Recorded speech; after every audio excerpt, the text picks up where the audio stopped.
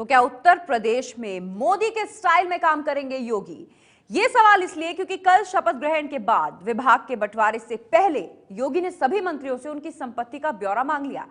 CM बनने के बाद पहली प्रेस कॉन्फ्रेंस में योगी ने जिस तरह से सरकार का एजेंडा सामने रखा, वो ये संकेत दे रहा है कि उत्तर प्रदेश की सरकार उसी अंदाज में चलेगी जैसे मोदी केंद्र में देश की सरकार चला रहे हैं। मैं आदित्यनाथ योगी ईश्वर की शपथ लेता हूं कि यह सरकार बगैर किसी भेदभाव के समाज के सभी वर्गों के लिए समान रूप से कार्य करेगी। यूपी में योगी राज शुरू हो गया। अब सबके मन में सवाल है कि योगी राज होगा कैसा? यूपी में योगी किस अंदाज में सरकार चलाएंगे? इन सवालों के जवाब के लिए तो वक्त बीतने का इंतजार करना होगा, लेकिन जो जानकारी सामने आ रही है उससे ये संकेत मिल रहे हैं कि योगी की सरकार में पीएम मोदी का अंदाज दिख सकता है। ये बात हम इसलिए कह रहे हैं क्योंकि शपथ ग्रहण समारोह के बाद जब पहली बार योगी ने मंत्रिमंडल के सहयोगियों से मुलाकात की तो ठीक पीएम मोदी की तरह 15 दिन के भीतर उनकी संपत्ति का ब्यौरा मांग लिया। जितने भी हमारे मंत्रिपरिषद के सदस्य हैं, उन सभी सदस्यों से आग्रह किया गया है कि अपनी आय, आपकी इनकम और चल अचल संपत्ति का पूरा ब्यौरा 15 दिन के अंदर संगठन को भी देना है और मुख्यमंत्री जी के सचिव को भी देना है। संकेत साफ हैं कि मोदी की तरह योगी भी अपनी सरकार की साफ सुथरी छवि से कोई समझौता नहीं करना चाहते हैं। सीएम बनने के बाद पहली बार जब मीडिया के सामने आए तो भ्रष्टाचार पर वार के साफ संकेत दे दिए। हिंदुस्तान के हर कोने से भ्रष्टाचार जाना चाहिए कि नहीं जाना चाहिए? भाइयों बहनों, मैंने बिड़ा उठाया है और मेरा तो मंत्र रहा है, न खाऊंगा न खाने दूंगा।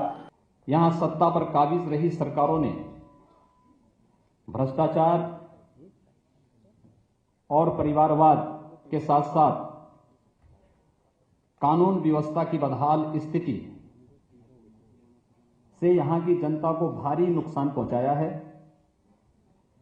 इसलिए हमारी सरकार आम जनता के कल्याण के लिए और उनके उत्थान के लिए अविलंब प्रभावी कार्रवाई शुरू करेगी। योगी ने भी वही मंत्र दोहराया जो पीएम मोदी बार बार कहते हैं, सबका साथ सबका विकास। न भेदभाव, न ऊंच नीच, सबका साथ सबका विकास। केंद्र में भारतीय जनता पार्टी की सरकार ने विकास और सुशासन के माध्यम से सबका साथ और सबका विकास का जो संकल्प लिया है उसका पूरी तरह अनुसरण करते हुए प्रदेश सरकार राज्य की जनता की सेवा करेगी। पहले प्रेस कॉन्फ्रेंस में योगी ने कई बार ये बात जोर देकर कही कि उनकी सरकार समाज के हर तबके के लिए बिना कोई भेदभाव के काम करेगी और विकास उनके एजेंडे में सबसे ऊपर होगा।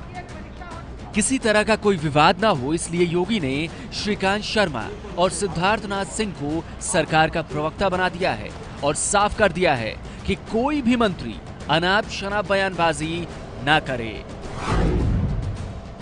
मुख्यमंत्री जी की तरफ से यह भी आग्रह किया गया है कि अनावश्यक रूप से सभी सम्मानित मंत्रिपरिषद के सदस्य किसी भी इशू पर टिप्पणी करने से बचें, जिससे कि किसी की भावनाओं को कहीं कोई आहत ना हो। ये विशेष बात माननीय मुख्यमंत्री जी ने इस बैठक में कही। योगी आदित्यनाथ के काम करने के स्टाइल को लेकर तरह तरह के कयास लग रहे हैं, लेकिन अभी तक जो सामने आया है उसे देखकर ऐसा लग रहा है कि उनकी सरकार में भी मोदी नीति की छाप दिख सकती है। लखनऊ से पंकज झा की रिपोर्ट। मुख्यमंत्री बनने के बाद आदित्यनाथ योगी मीडिया के सामने आए और उन्होंने सरकार का एजेंडा सामने रखा। सुनिए योगी के एजेंडे में क्या क्या है। हम प्रदेश की जनता को पूरी तरह आश्वस्त करना चाहते हैं। राज्य सरकार उत्तर प्रदेश को विकास और खुशहाली के रास्ते पर तेजी से आगे बढ़ाने के लिए जो भी प्रभावी कदम उठाने की आवश्यकता पड़ेगी, उसमें कहीं भी कोई कोर कसर नहीं छोड़ेगी। भोजन, आवास, सड़क, पेयजल, शौचालय जैसी बुनियादी आवश्यकताओं की पूर्ति के साथ साथ उत्तर प्रदेश की कानून व्यवस्था चाक चौबंद रखने के लिए सरकार निरंतर पूरी सजग तरीके से कार्य करेगी। हमारे प्रदेश की आबादी का एक बड़ा हिस्सा ग्रामीण इलाकों में रहता है। अपनी आजीविका के लिए उन्हें खेती पर निर्भर रहना पड़ता है। इसे ध्यान में रखते हुए राज्य सरकार यह सुनिश्चित करेगी कि कृषि ही प्रदेश के विकास का आधार बने। कृषि, किसान तथा खेतीहर मजदूर, इन तीनों के विकास के लिए हर स्तर पर प्रयास किए जाएंगे। प्रदेश सरकार महिलाओं के सशक्तिकरण,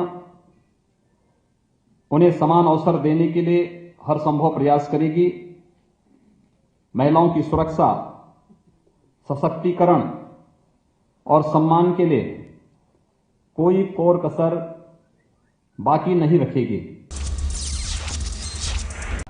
सरकारी नौकरियों की भर्ती प्रक्रिया को भ्रष्टाचार विहीन एवं पारदर्शी बनाया जाएगा। निवेश को बढ़ावा देते हुए राज्य का संतुलित औद्योगिक विकास भी किया जाएगा। इसके माध्यम से जहां एक ओर प्रदेश को आर्थिक विकास होगा, वहीं दूसरी ओर हमारे नौजवानों को राज्य में ही रोजगार के अवसर प्राप्त हो। तो सुना आपने आदित्यनाथ योगी के एजेंडे में क्या क्या है मुख्यमंत्री बनने के बाद। इसके अलावा मुख्यमंत्री बनने के बाद आदित्यनाथ योगी अभी मुख्यमंत्री आवास में नहीं रह रहे हैं। आज पूजा की जाएगी, उसके बाद ही वो मुख्यमंत्री आवास में जाएंगे। पूजा करने के लिए पुजारियों की एक टीम गोरखपुर से लखनऊ पहुंच रही है।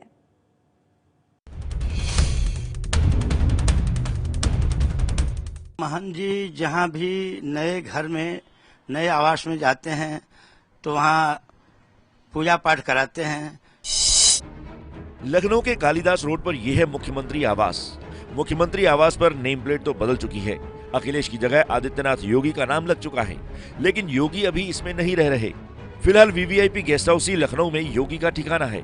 खबर यह है कि मुख्यमंत्री निवास में पहले पूजा पाठ होगी, उसके बाद मुख्यमंत्री इसमें प्रवेश करेंगे। कल सोमवार है, भगवान शंकर का दिन है, इसलिए वहाँ रुद्राभिषेक भगवान शंकर का होगा और रुद्राभिषेक के बाद हवन होगा। हवन होने के बाद महंत जी उस नए घर में प्रवेश करेंगे। आज सोमवार यानी भगवान शंकर का दिन है, इसलिए सीएम आवास पर रुद्राभिषेक होगा। रुद्राभिषेक 2-2.5 घंटे का होता है। उस प्रक्रिया में 11 किलो, 20 किलो, 21 किलो दूध होता है। हाँ, इसके बाद सभी पूजन सामग्री होती है। वह भगवान शंकर का पूजन किया जाता है। विधिवत षोडशोपचार से पूजन होगा। पूजन होने के बाद रुद्राभिषेक का कार्यक्रम होगा, 2-2.5 घंटा चलेगा। इसके बाद हवन किया जाएगा।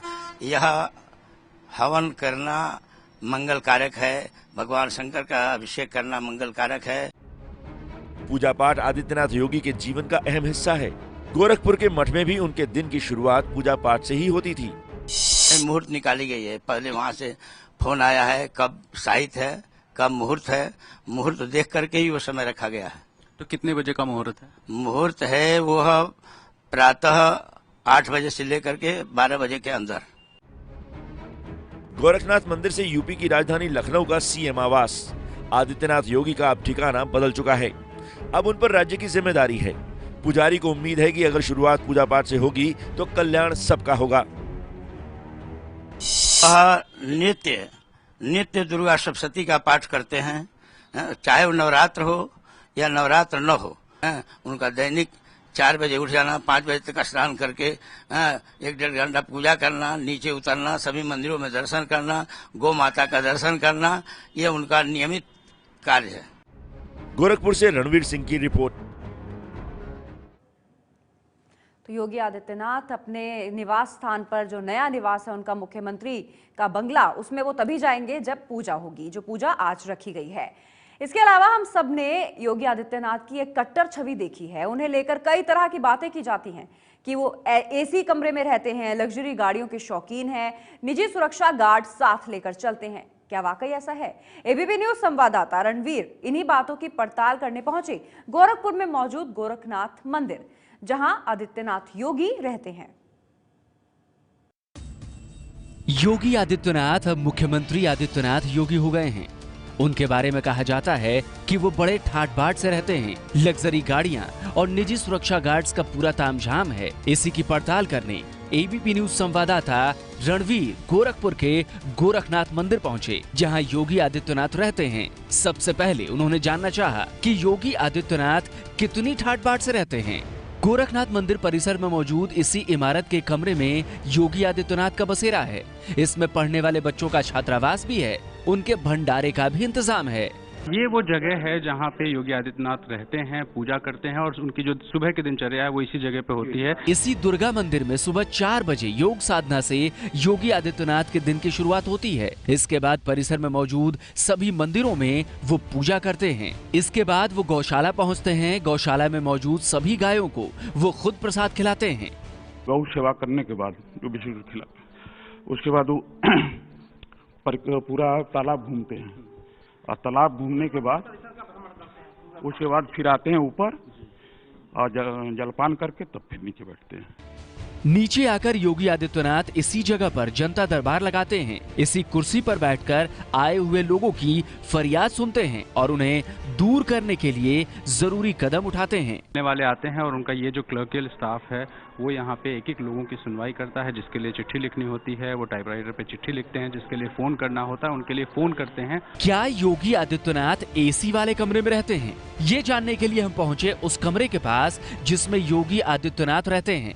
हमने कमरे का मुआयना किया, लेकिन वहाँ कोई एसी नहीं लगा था। यही नहीं, पूरी इमारत में कहीं भी एसी नहीं था। ये योगी आदित्यनाथ का शयन कक्ष है जो कि फिलहाल बंद है, वो लखनऊ में है इस वजह से। और ये वो जगह है, फर्स्ट फ्लोर मंदिर के ठीक बगल का हिस्सा, जहाँ योगी आदित्यनाथ रहते हैं। यहाँ उनका एक मंदिर है जिस मंदिर में वो रोज सुबह पूजा करते हैं। साफ था योगी आदित्यनाथ के एसी वाले कमरे में रहने की बात झूठी निकली। इसके बाद हम पहुंचे वहाँ जहाँ वो खाना खाते हैं। कि ये वो जगह है जहां योगी आदित्यनाथ खाना खाते हैं, और यहाँ पे कोई भी विशिष्ट अतिथि आ जाए, कोई भी बड़े से बड़ा, उसका भी भोजन यहीं जमीन पर बैठ के होता है। क्या योगी आदित्यनाथ लग्जरी गाड़ियों के शौकीन हैं? योगी आदित्यनाथ के पास एक फॉर्च्यूनर कार है जिसका जिक्र उन्होंने लोकसभा चुनाव में दिए अपने हलफनामे में किया था। इसी गाड़ी से वो लखनऊ सीएम पद की शपथ लेने भी आए। इसके अलावा उनके पास कोई गाड़ी नहीं है। क्या योगी आदित्यनाथ निजी सुरक्षा गार्ड्स लेकर चलते हैं? योगी आदित्यनाथ को पहले ही वायु श्रेणी की सुरक्षा मिली हुई है। ऐसे में निजी सुरक्षा गार्ड्स रखने की बातें महज झूठ हैं। प्राइवेट सिक्योरिटी सिर्फ मंदिर परिसर की सुरक्षा व्यवस्था चाक चौबंद करने के लिए है। यानी कुल मिलाकर योगी आदित्यनाथ बेहद सादे तरीके से रहते हैं। शायद इसीलिए उनके साथ यहाँ रहने वाले लोग कह रहे हैं कि यूपी में एक नए सूरज का उदय हुआ है। उत्तर प्रदेश में एक नया सूर्य उदय हुआ है, एक नया सूर्य लेकर आया आज का दिन। तो रविवार के दिन उत्तर प्रदेश में एक सूर्य का उदय हुआ है। उस सूर्य का नाम है आदित्यनाथ। कैमरा पर्सन विशेष पांडे के साथ रणवीर, एबीपी न्यूज गोरखपुर। ये है एबीपी न्यूज, आपको रखे आगे।